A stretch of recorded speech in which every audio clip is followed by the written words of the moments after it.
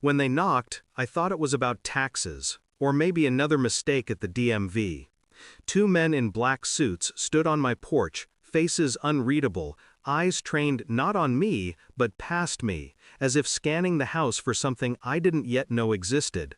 "Sir, is your wife home?" I told them she was at work. The older one nodded, expression tightening. His voice dropped, measured, deliberate. "Take your children. Get on the next flight out of the country. Do not look back." Then he handed me a sealed envelope. I didn't speak, didn't blink, just stared at the paper in his gloved hand. They turned and left without another word, their car disappearing down the street like it had never been there at all. For a moment, the world felt too still. The refrigerator hummed.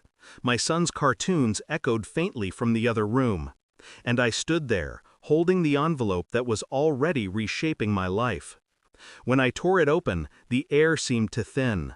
A photograph slid out, then another, and another. Faces I didn't recognize, a different name, a passport, my wife's. Except it wasn't her name printed on it, it was someone else's entirely. That night I watched her sleep. Her breathing was steady, peaceful, too peaceful. I stared at the woman I'd built a life with, the mother of my children, and all I could think was, who the hell are you? I didn't ask questions, I didn't wake her. I just listened to the sound of the clock ticking behind me, counting down something I couldn't yet name. The next morning, she smiled like nothing had changed, kissed me on the cheek, said she had errands to run. Her eyes didn't waver, not once, but I saw it. The pause before she grabbed her keys. The faint stiffness in her shoulders when I mentioned the men who came by. She brushed it off, laughed even. You and your overactive imagination. Her laughter felt rehearsed, like a line she'd practiced in front of the mirror. Over the next week, I became someone else. Quiet, methodical, observant. I followed her, not physically, but digitally. Emails, bank statements, a second phone line she'd hidden under a false name. I traced wire transfers to an account in Zurich, checked passport applications under multiple identities. Every piece of information led me deeper into a web I didn't know my marriage was capable of spinning.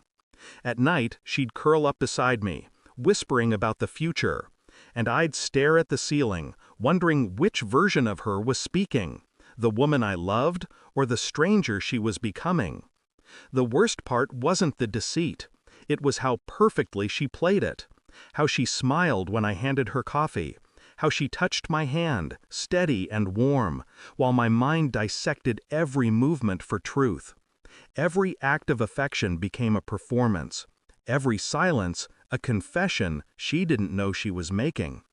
2 weeks later, I received an unmarked package.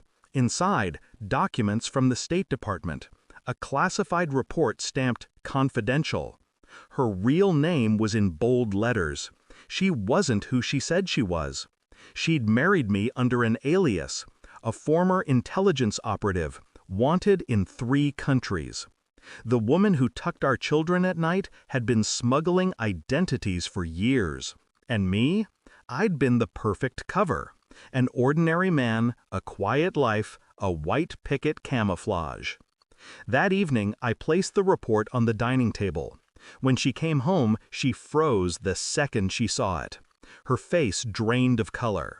She didn't ask where I got it, just whispered, "You weren't supposed to find that."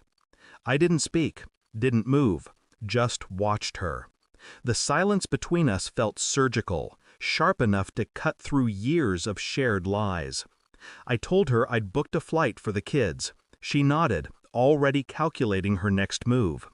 Then I handed her another envelope, one I'd prepared myself. Inside was a single document, her confession, signed, recorded, time-stamped. She realized too late that every conversation since that night had been recorded, every lie documented, every false name, every secret stored and copied to multiple secure drives. Her hands trembled as she opened it. Her voice broke when she whispered, "What are you going to do with this?" I looked at her the same way those men had looked at me. Cold, detached, final. "Nothing," I said. "You already did it to yourself." I left that night, took the kids, just like they told me to. No note, no goodbye. From the airplane window, I watched the city fade beneath the clouds, a home built on borrowed names and counterfeit love. I didn't feel anger, not anymore, just a strange, hollow clarity. She'd built a life on lies, and I'd dismantled it with silence. Some truths don't need to be shouted. They just need to be known. The last thing I saw before we landed was the sealed envelope in my jacket pocket. Her signature at the bottom.